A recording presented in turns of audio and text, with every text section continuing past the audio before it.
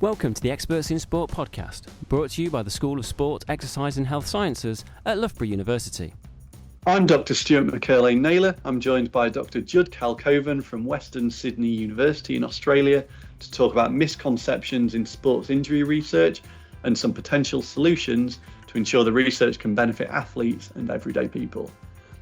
Judd recently published a critical review in this area, so I'm really excited to hear what he has to say. Welcome to the Experts in Sport podcast. Hi, Stuart. Thanks for having me. No worries. So I'll jump straight in then. We've now got decades of research into sports injuries from loads of different perspectives: psychological, biomechanical, physiological, strength and conditioning.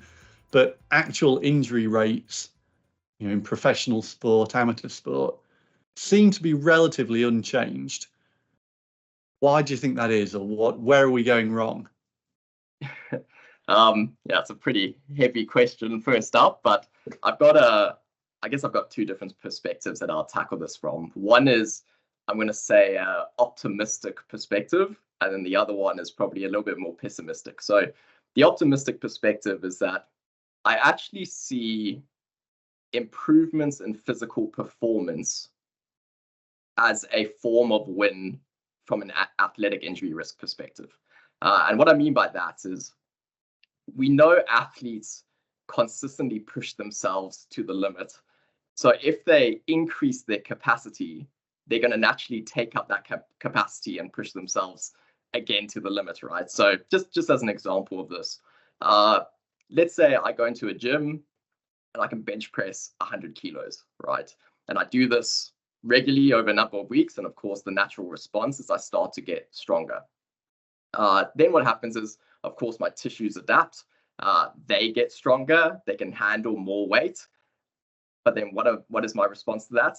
I'm going to start lifting more weight. So the next time I go into the gym, maybe I lift 110 kilos and I end up getting a little bit stronger, and then I lift 120 kilograms. And I'm constantly pushing myself to that increased capacity that I've got. So I think there's sort of this natural mechanism that exists amongst athletes that injury rates can remain relatively stable, even though you're getting these improvements in physical capacity and tissue capacities, etc. I think you see the same thing with, let's say, sprinters, right? So of course, as a sprinter gets faster, they're naturally going to sprint faster. And again, the loading on their tissues is going to get higher. And this is one of the reasons we see, for example, children have very low injury rates in terms of hamstring injuries, right? But of course, their tissues are much more underdeveloped than adult athletes. They're inferior as athletes in every single way, and yet their injury risks are lower, right? So yeah, I think there's essentially this balancing that occurs that keeps injury rates a little bit stable as athletes progress. So I do see improvements in performance as a form of a win in athletic injury risk prevention. So that's my optimistic perspective.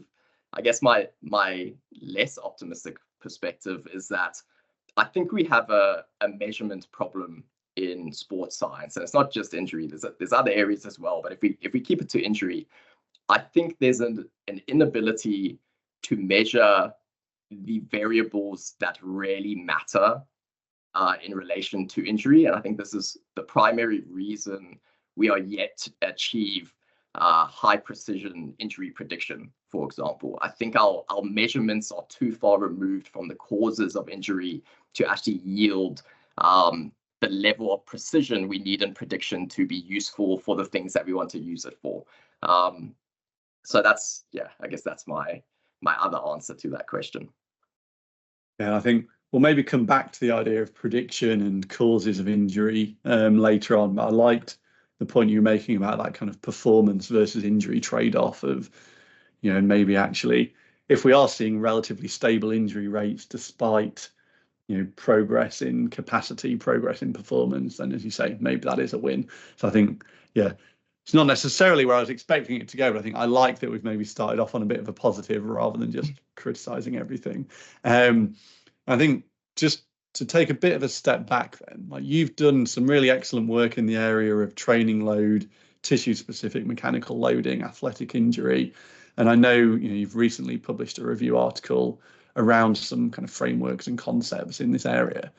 But I was just wondering, what's the backstory that led you to writing that article? Why was it needed? Why did you come to actually writing that in the first place? So this article in particular, I'd say that rather than training load per se, it was more an emphasis on causal models and trying to get causal effects from athletic research, right? Sporting research. That was the primary premise of it. It was mostly contextualized to injury because that's my area of interest, right? So I think the way this came about, and to be honest, this paper was really a multi-year. I sort of started it 3.5 years ago, and it obviously evolved a long time over there. Spent 18 months in review. It went through like five rounds of reviews.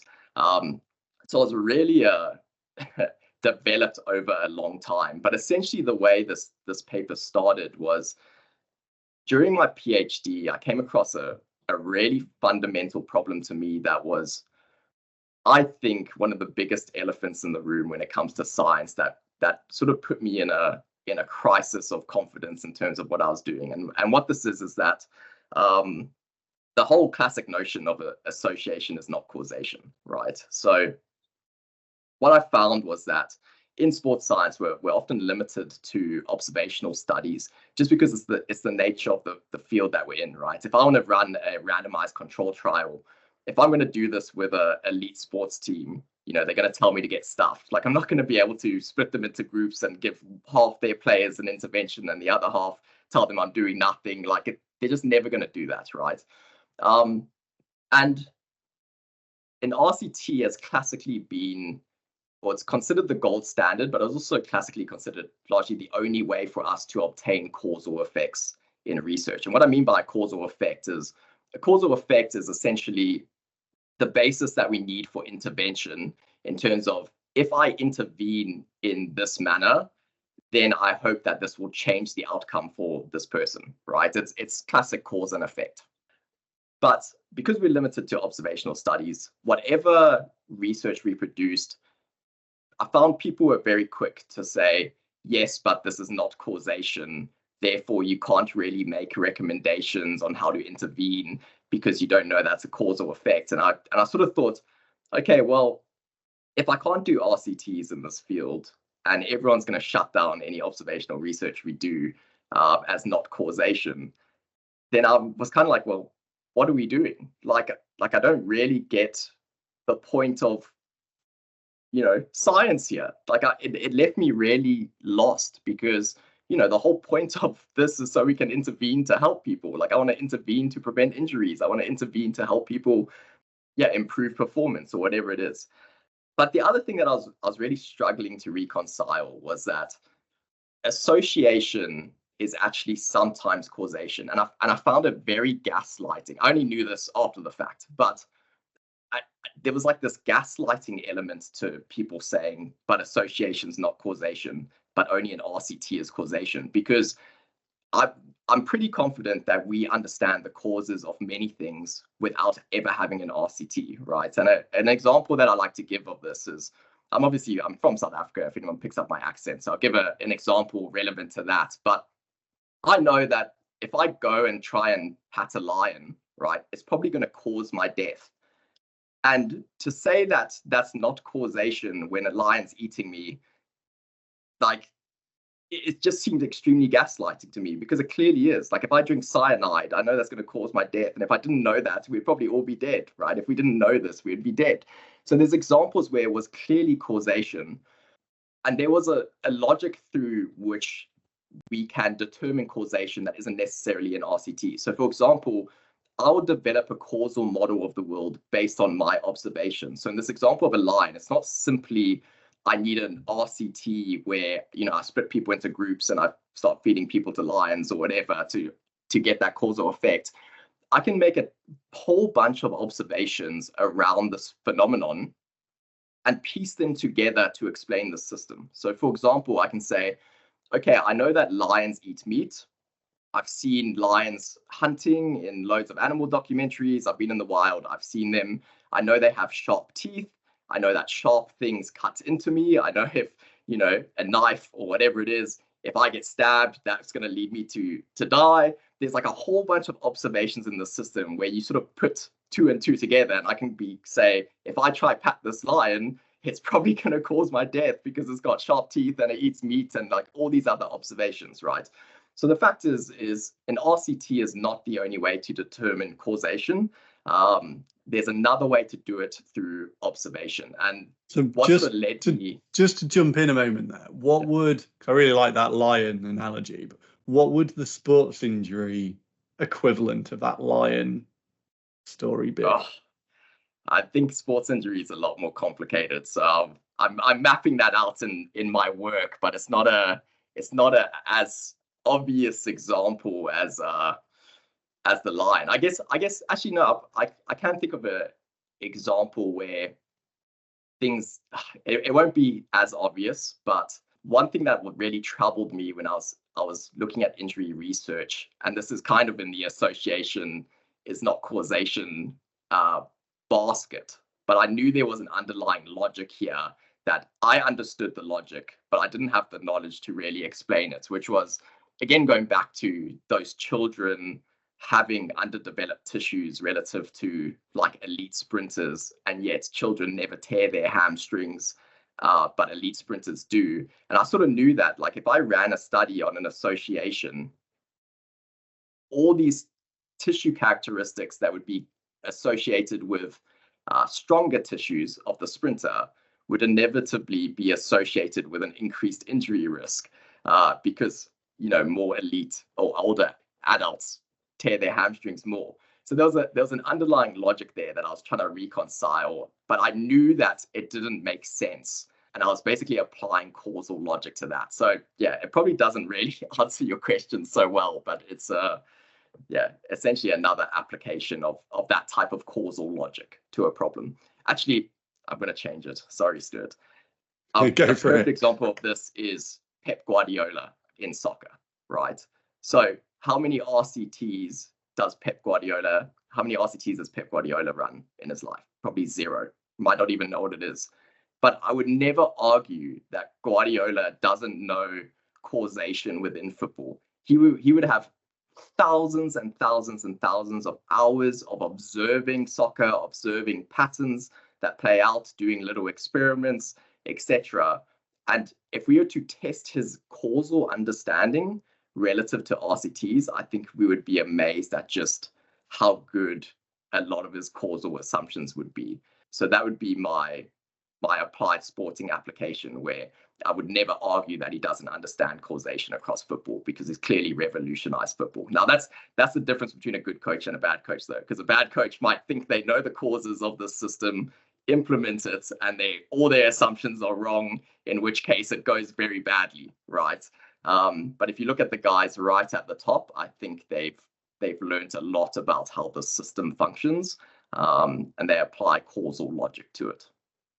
What are the implications then for actual research findings and evidence base then? Because if, the randomized controlled trial is a really nice, simple concept in some ways, in that, as you said, if you could take a professional sports club, randomize it, put half the athletes in one group, do some intervention, half of them go in the other group that don't do the intervention, and the ones that get your intervention have a lot less injuries, you go, oh, the thing we did seems to be reducing injuries. And I think that's a relatively simple concept for people to understand. Whereas when you get into this more observational, almost like you said, putting two and two together and getting 4 area of things, and like you just said, with less skilled coaches, maybe, in that same area as Guardiola, making, less skilled judgments or incorrect inferences around causal effects and things. How does that then link in with research, where potentially different people bring different ideas to the table, or piece the kind of same pieces of the jigsaw together, but coming up with different conclusions, perhaps? How do we actually turn that quite nice idea of putting together lots of different observational studies or observational kind of ideas and trying to draw causal conclusions from it. How does that actually work in practice in a research sense? Yeah, so very good question. So an important thing about a causal model is there's a subjective element to it, right? Which is it's built upon experts' knowledge on how the system functions. Now, it's very possible, if not most of the time, that our understanding of how the system functions is wrong, in which case the causal model that we produce is wrong, right? Now, the thing about a causal model, especially a causal DAG, and I think this is a misunderstanding that exists around it. And something that distinguishes what's a causal DAG, just for anyone listening right. familiar with the terminology? Yeah, so a causal DAG is a directed acyclic graph. And essentially, it's quite simple in how it functions, but it's just variables and drawing arrows between variables in terms of what causes what, right?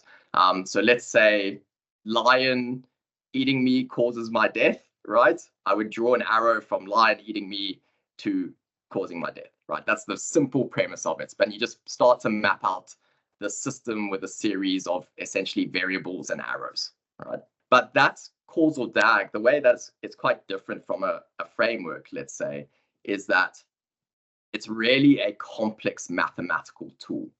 So it's mathematized. And the way that it's mathematical is that each arrow represents a quantifiable causal effect, right? Essentially what's meant to be produced by an RCT. So because of that, right, we can test it and we can validate our causal model. There's a concept here known as de-separation, which is sort of the basis of validating a causal model. And essentially the way this works is, so in science, we have this issue which is confounding, but what this essentially refers to is a common cause that causes two different variables, and therefore these two variables are related statistically, even though they're not causally related. So the example I give in my paper here, quite a simple one, is between the variables of age, shoe size, and education level. And basically this premise here is that age causes children, obviously as they get older, their shoe size increases because their feet increase in size, and also their education level increases because they go up in grades and they get smarter as they get older and they develop, etc. But what this means is statistically, shoe size and education level are associated, right? So this comes back to that association is not causation. Because they're associated by this common cause of age. Now, that's actually a very profound thing to see that the structure exists, because then we present our causal model and I map it out and I draw my arrows.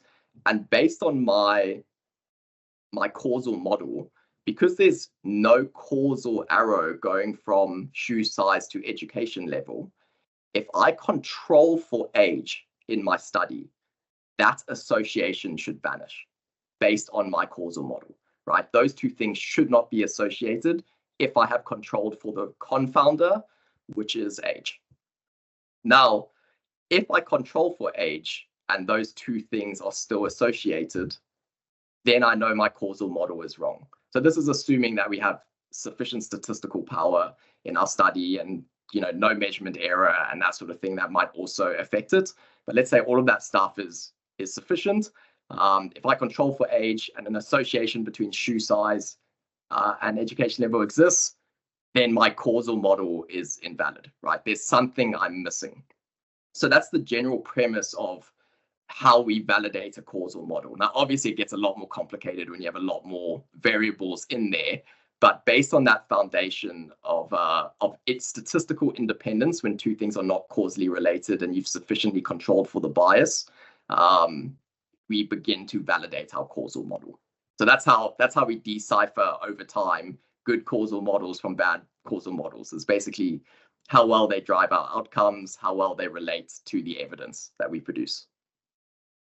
And are you suggesting, therefore, that the majority, not all, but the majority of previous sports science research or sports injury related research is therefore, potentially linking shoe size and education, or, it might not be, they might be linking the correct things within that diagram.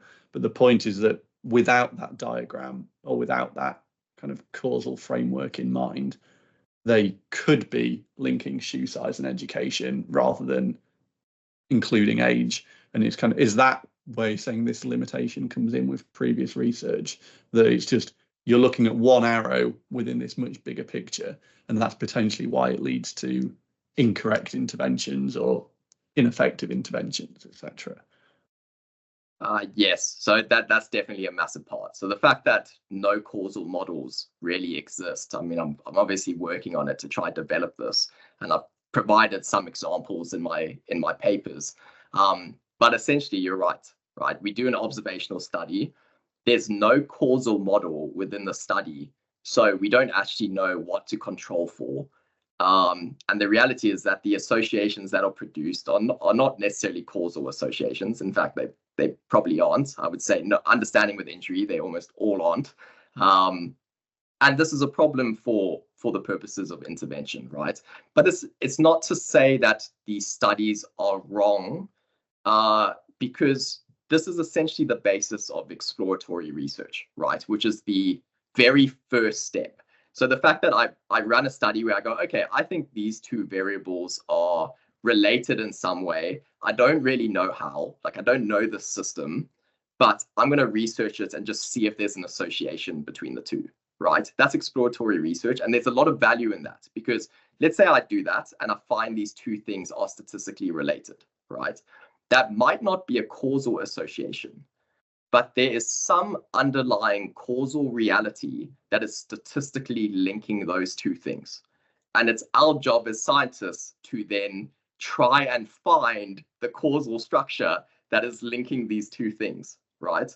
But the problem is we've sort of been stuck at this exploratory level, forever now. And this was the problem I was grappling with, right? How do we get beyond this exploratory level? Like that's what the causal model starts to allow us to do, is move towards getting out of this exploratory area that we seem to be stuck in.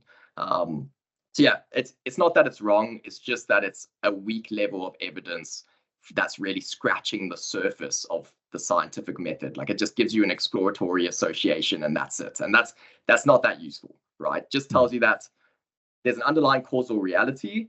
However, you could also use that underlying statistical relationships to make predictions, which I assume we'll talk about a little bit later, but yeah. Okay, so do you think it's maybe a bigger issue that this exploratory research is not being presented as exploratory?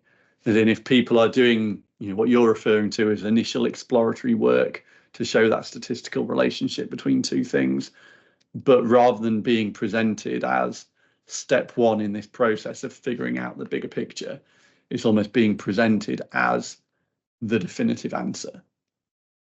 I mean, yes, that's definitely a problem. But I have a lot of sympathy for it in a way, because there's a lot of mixed messaging in science here, where, so for example, a lot of journals want us to write a practical applications section, right? And the majority of practical applications is about intervention. It's because we want to intervene to have a practical outcome. So then what do you do in that scenario? Because now you're asked to have a practical application section. And I find that we're sort of stuck in this like middle ground where it's like, I want to interpret this causally, but I know I can't interpret it causally because causation is not association, but I'm being asked to provide practical implications. So you end up with this like no man's land where you're like, this is kind of sort of potentially a causal thing, but we don't know, but we think you should do this, but we also don't know. And it's like a weird position to be in. But I think it's a symptom of, one is just that's the way that papers are currently being pushed. And then also I think there was no alternative, right? So it was sort of like, again, back to that, we can't do RCTs in a lot of areas.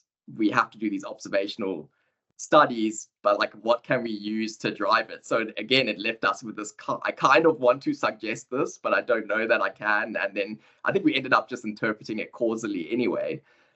Does this mean then there's almost more need for kind of fundamental scientific research? And I guess by what I mean by that is the more kind of tissue level physiology, biomechanics, what is figuring out those individual arrows in that diagram. So rather than jumping into the really applied nature of how does this particular training related parameter link to injury risk, but actually going to, how does changing this one variable change the external load that's experienced?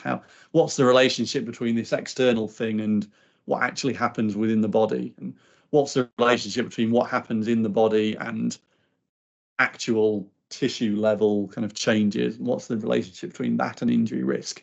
Is there a need to kind of go back a few steps along that journey and get the foundations right before building up again? Or do you think it's something where we can work on all of those arrows in parallel and kind of, we can still progress the applied nature whilst doing the more fundamental stuff at the same time? Or do you need one before you then go on to the other? Yeah, that's a good question. So and it's not just for this reason. There's other reasons here as well.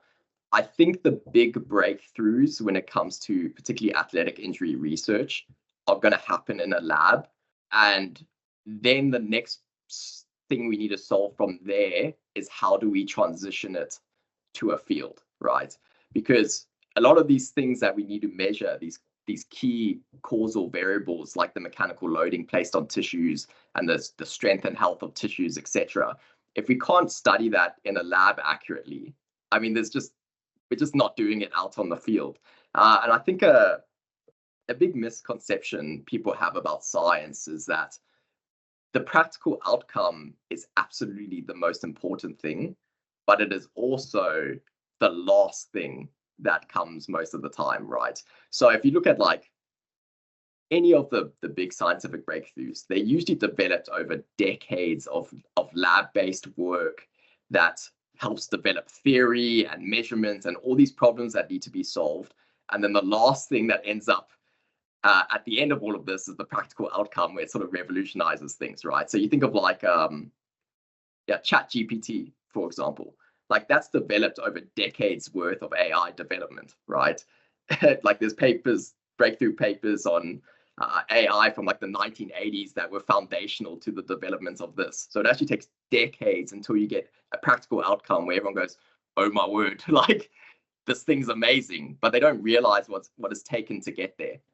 And I think that's probably a big misunderstanding I think people have about science is I think there are fundamental problems that need to be solved that are only going to be solved in a lab.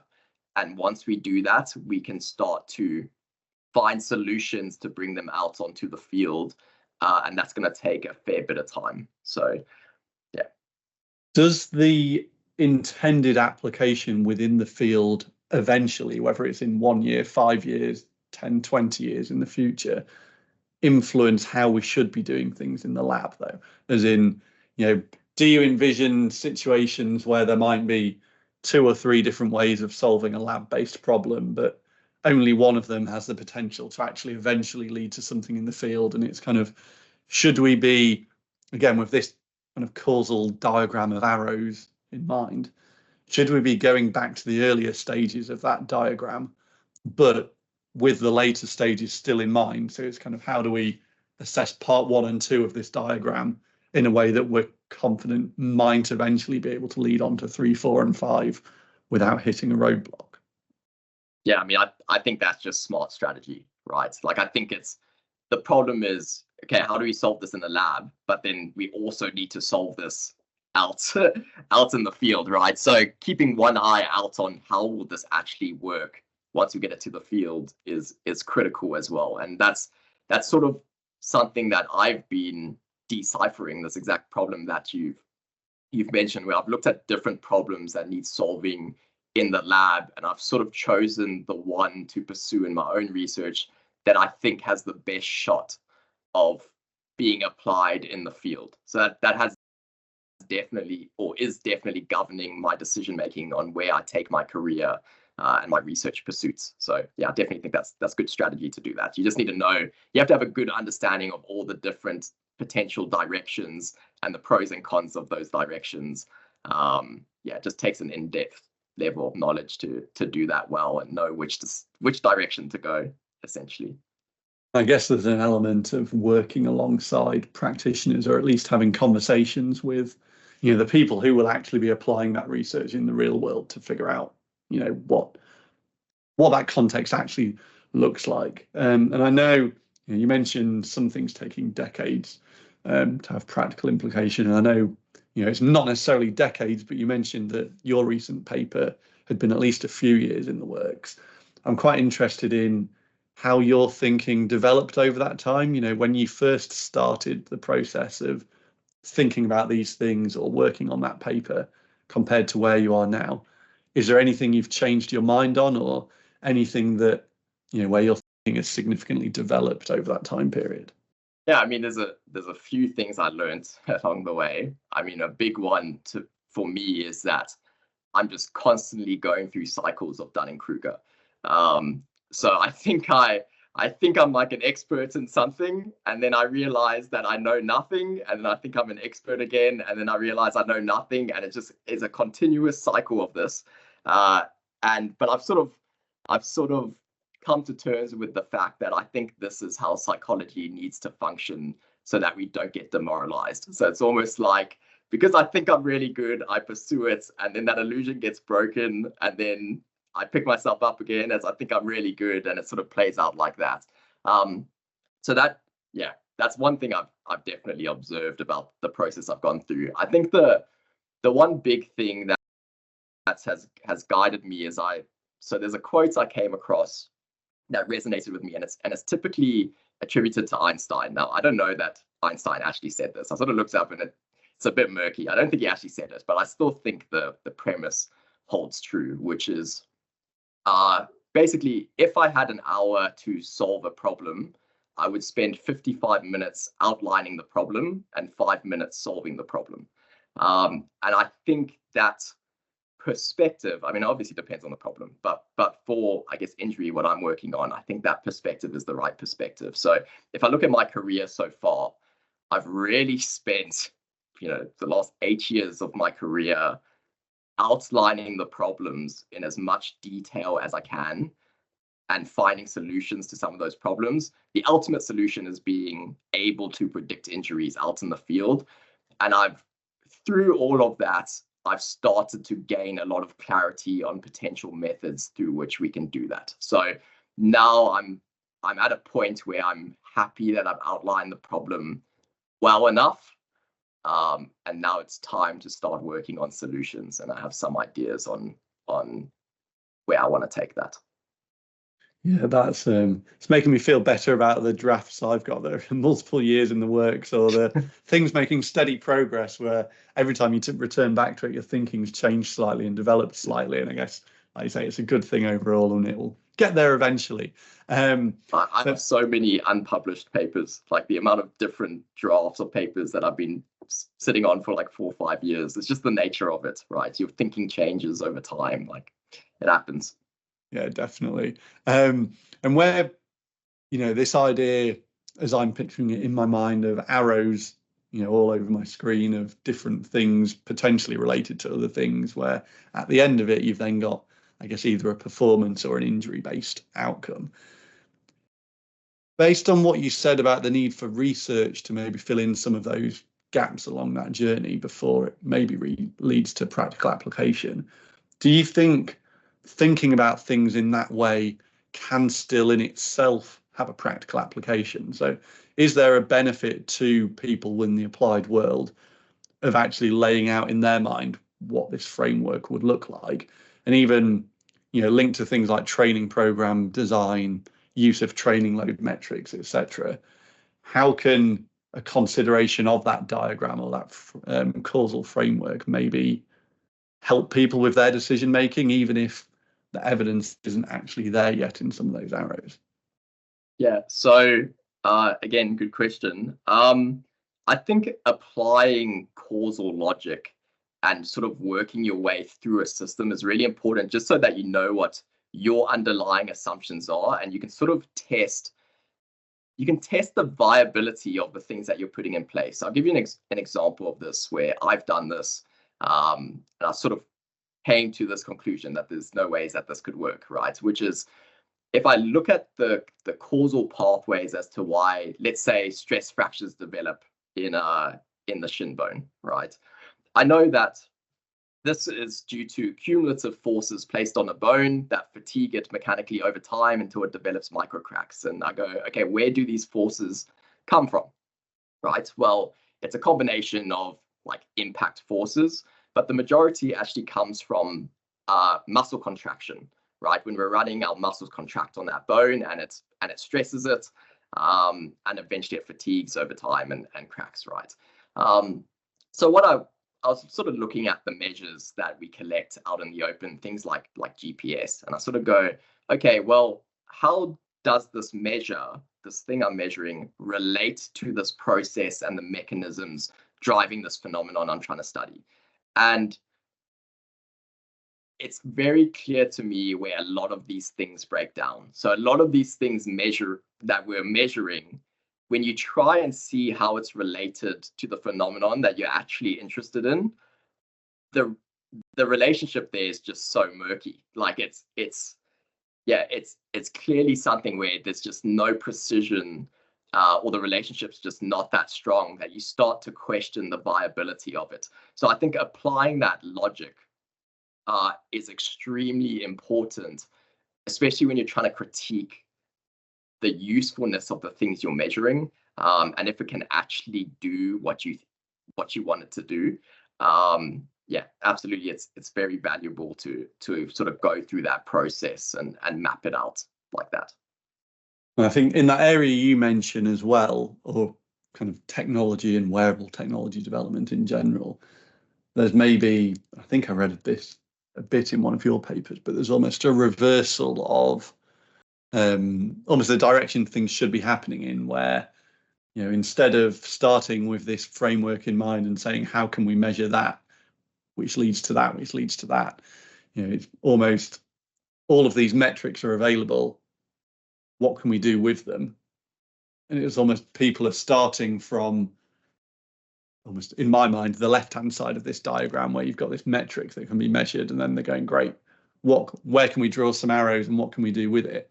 Instead of starting at the right-hand side of the diagram, which is your injury or performance-based outcome, and saying, what, as you just said, what causes that specific injury? What's the best way of me measuring that? If I can't measure it, what things have an association with it? And then what other factors might be almost counteracting the strength of that association that I need to take into account, and all of those things. And it's almost, yeah, just a reversal of direction, really. And I think one of the example I've got in mind is, I think we've spoken about this before, but when you say about GPS, you know, those units also have accelerometers within them, or inertial measurement units, and some of the accelerometer-based metrics, things like player load, dynamic stress load, body load from different companies. Again, I'm sure have, you know, we use them in some of our research and they have valid applications, but it's having that framework or idea behind it, as you say, for why am I actually using this? Am I assuming that the acceleration within this unit represents the acceleration of the torso underneath it? Am I then assuming the torso's acceleration represents the center of mass, which is then proportional to the force at the ground? And then it's that, is the force at the ground proportional to the force inside the body? And if I'm taking a peak, is the peak force at that point in the body actually the thing that causes injury? And is that a linear or non-linear relationship? And how does that relate to the equation used in the metric? And it's that I really like, especially with students, trying to get people to think through that idea of what are you measuring? Theoretically, how might it relate to the thing you're interested in? And I guess, can we test any of those things in a lab or in the field to, you know, see how strong those associations are? Or, as you say, are there any things you haven't thought of, like, you know, is there the number of loading cycles, the magnitude of them, even does what you've done earlier in the day matter? Does the rest between cycles matter? What about nutrition? What about sleep? What about body temperature? What about everything else? And really trying to get that bigger picture together. So yeah, I just really liked kind of the way you were talking about that then, in terms of, I think for a practical application, a common technology that people use all the time in the applied world, but just saying, why are you using this? And can you actually map out some kind of evidence base to support that? I'm just so I'm going to tag on what you said a little bit there. So in my paper that I published, I did emphasize the importance of theory-driven research. So essentially what I'm referring to here is sort of adopting a framework and letting this framework sort of drive what variables you want to measure, or the variables that we need to measure in order to solve a problem. Because I think you identified an important problem that exists in sports science, which is basically, I think we just analyze anything and everything we can measure, right? So just because something exists, and I've seen this a million times, where you just get the data that you can get your hands on at a sports team, and you're just going to put it into a prediction model or put it into some analysis to try and solve a problem. But in reality, it's like a complete hit and hope sort of approach, right? You're sort of letting what's available to you dictate the scientific method, when really it should be the underlying theory that dictates the scientific method. So yeah, identifying what variables actually matter to solve your problem, and then trying to measure those variables and intensely apply them to solve whatever it is that you're trying to solve. Now, something that I think is important that I want to address here is that by having a causal model, it's not just about thinking about the entire system in terms of like going all the way back to distal variables like nutrition and like all the complex network. You can actually refine your system in a lot of ways to result in very precise predictions. So in causal models, I'll talk about a prediction here. I'm going to prediction here, but there's something, it utilizes something called the Markov assumption. And basically what this refers to, I've got it written down here just so I don't stuff up the formal definition, but I'll explain it. But it's, so each variable in a causal graph is conditionally independent of its non-descendants given its direct parents. Okay, that's a big mouthful. But essentially what that's saying is that, I'll use an example of a family tree here. Right, so let's say I want to predict the genetics of a child, right? And I go through the family tree and I can go, okay, well, that child's parents caused the birth of that child, and that child's grandparents caused the birth of the parents, and the great-grandparents caused the birth of the grandparents, and it goes on forever all the way through our ancestral lineage, right? Now, if I want to predict the genetic composition of that child, I don't need to account for that entire causal system, right? I actually only need the data of the parents, because all of the genetic information that exists in the distal variables of the ancestors is captured in the genetics of the parents, right? So this is fundamental to actually refining predictive models, where if you look at the specific variables that contain the information of the more distal variables, you can actually make very precise predictions by being specific about the variables that you include in your prediction model. And you also know when including other variables is actually redundant. So if I got the genetic information of all the ancestors, that's actually redundant. I don't need any of that information, and it wouldn't strengthen my prediction model. So it's actually very powerful to refine prediction models as well. That makes a lot of sense. And yeah, I guess maybe the analogy back to what I was talking about before then would be that if things like nutrition, sleep, all those other psychological factors, if all of that affects the exercise kind of volume, intensity, etc., that's actually done by an athlete, if you can measure the exercise that was performed by the athlete, you've accounted for all of that anyway. So kind of you're almost saying, like, you can start from we've measured, trying to keep it relatively simple, there's some form of like external training load that we're then saying, we're assuming that that encompasses all of that other stuff, and we can then start from there and say, well, how does that then relate to injury risk or performance outcomes? And I guess the only caveat or doubt or grey area I kind of have in my mind there is the need to also include whatever it is you would need to intervene at. So say, Yes. with that example, if you can measure the exercise or activity someone does and just start there, that's maybe great from a kind of prediction perspective. But then if the thing you would actually want to change and intervene on to improve that outcome is the earlier stuff, do you need some of that earlier stuff within your diagram? Or I guess, does that link into the whole idea you were getting onto of prediction versus causation? Yeah, so you nailed it at the end there. So that's very much the difference between prediction and causation, right? So I think a big misunderstanding around prediction is that causation is not a requirement of prediction, right? I can still make predictions using all kinds of statistical relationships that aren't causal effects. And that's essentially how big data works, right? So I'll give you an applied example here. Let's say I have this AI approach where I just take all the data I can possibly get my hands on at a sports team and I put it into this big AI model, right? And it gets a prediction of, let's say, when a player's Achilles tendon is going to rupture, right? So it's amazing at making this prediction. You know what the next question is going to be, because if I say to, I don't know, Tom Brady, listen, my prediction model says you're going to tear your Achilles tendon and it's a matter of time, right? The next question is, okay, what do we do about it, right? Which is a causal question.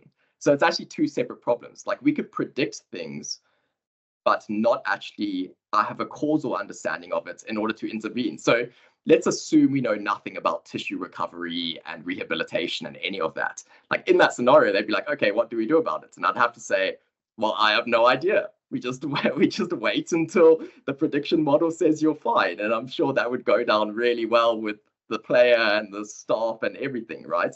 So where it can get a bit more complicated is when it comes to causation, because we know different points of intervention. Then we look at things like nutrition, right? That's something that we're looking to have a causal effect. Like, it might be quite a distal cause, but that could be a very important variable for us to intervene on. And then by intervening on that, that sort of propagates through the causal system to help prevent an injury from occurring. But it's not necessarily a prerequisite for prediction. It's just that causation is very helpful for prediction because it allows you to pinpoint variables that are critical to the outcome, right? And essentially, if you have causation, you can use that to make predictions. So if I know X causes Y, now it depends on some context, but in general, that means you can predict predict Y from X, right? Assuming there's things like no interaction effects, etc. That's a bit of a contextual based statement, but you get the general premise. Causation provides a very good framework for prediction. It's just not a requirement of prediction. And I think, again, thinking out loud here, but with that idea of the causal framework informing, the intervention, in that, what you said about nutrition being a relatively distal aspect that could be intervened on, potentially then it's also about knowing why you're doing that intervention. So are you changing their nutrition in the hope that it will change the exercise that's actually performed, or is it to try and change the capacity of a tissue, or is that nutritional intervention based on changing the way that they respond to that intervention afterwards in terms of adaptation, etc. And I guess also then it'd probably be really useful to know where else those arrows go, in that if you're putting one intervention in place in order to influence one arrow in that framework, knowing, well, will my intervention actually lead to negative changes elsewhere in the framework? Or even, I think I might have read you talking about this at some other point, but around or it might have been me just trying to conceptualize it, but thinking around things like strength training interventions where, increasing strength could reduce injury risk, but that same intervention could also reduce their flexibility and range of motion, which might then increase injury risk, or it might leave them, that strength training intervention might leave them more fatigued or not fully recovered by their next technical training session. That means when they are sprinting, they're more likely to be injured because they haven't recovered from the gym session the day before. And I know you can't map all of this out in one massive framework, but again, I just think this is why I like the way you speak about these things, because trying to think of the overall bigger picture, I think, can actually have a really big impact in a practical sense as well as a research sense. Yeah, so just on your example there, so you're absolutely right that something that you might see as being good, and like it is also good, it depends on the mechanisms at play here, it can lead to an increased injury risk. So I'll give you an example. Like it's relatively well known that people that take steroids have an increased risk of rupturing like their tendons in their elbow, right? Or whatever, tendons in their body.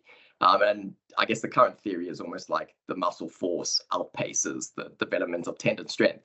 But the reality is that the strength of their tendons would be extremely strong as well, right? It's not that they have weak tendons, it's just that the forces they can produce are so high that it overloads the tendons. Now, there's almost like a conflicting logic here, because you would say, okay, well, increasing my tendon strength is obviously good, but for some reason, it's leading to more, like it's related to these increased injury outcomes.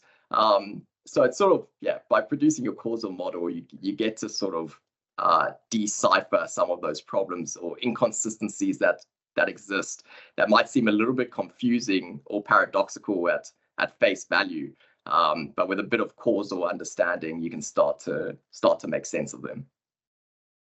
Okay, and this, I think consistently I've been reminded of a previous conversation I had where I think back in episode 56 of this podcast, but I spoke to Franco in Pellizieri about the lessons that sports science can learn from medicine in terms of viewing training load monitoring as exposure and dose, and maybe trying to add a bit more rigor to what we do.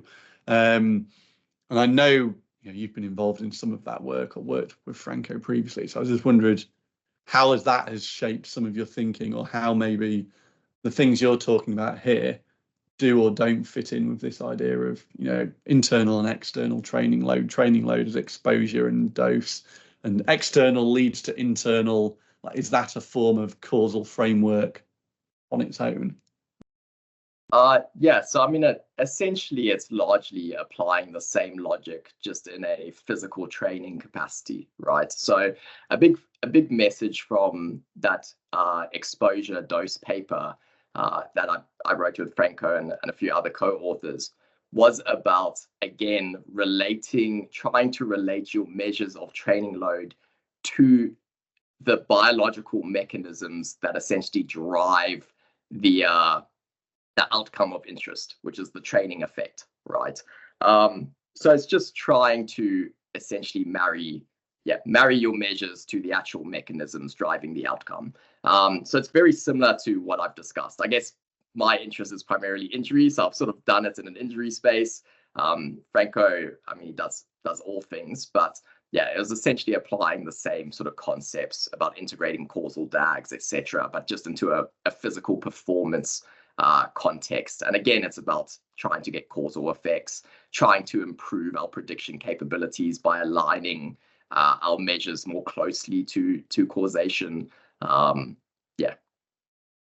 Okay, and then I think, again, you've mentioned like the one paper there, but if anyone listening to this wants to find out more about the kind of things we're talking about, either from an applied perspective to improve their thinking and application, or academics that want to kind of, I guess, start applying some of the concepts that you've spoken about, have you got any recommendations of where people can find out a bit more or start to learn a bit more about these topics? Yeah, I think if you read any of I don't have that many papers, so you don't need to filter through too many, but this is essentially the stuff that I write about. So if you look at my work, you're going to see, I guess, a general explanation of the things that I've talked about today, or a more in-depth explanation.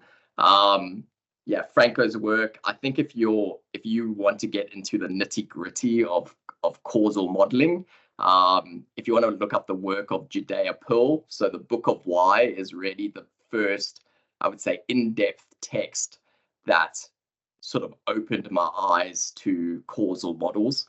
That was a very important book for me.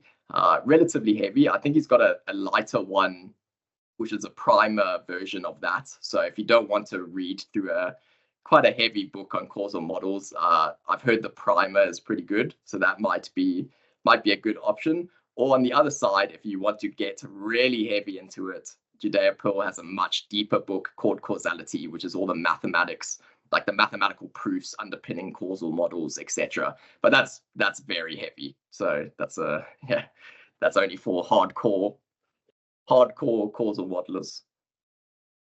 Thanks, Judd. And yeah, there's been a lot of food for thought for me in the last hour or so. So hopefully other people have benefited from that as well. But thanks again for coming on the podcast. And really, really appreciate it. And I'll go away and make a load of notes now and get thinking and probably come back to you again. Thanks, Judd. No problem. Thank you for having me. Thanks for listening to the Experts in Sport podcast. If you'd like to get in touch, then please contact me, Martin Foster, at m.foster@loughborough.ac.uk. Thanks for listening. See you next time.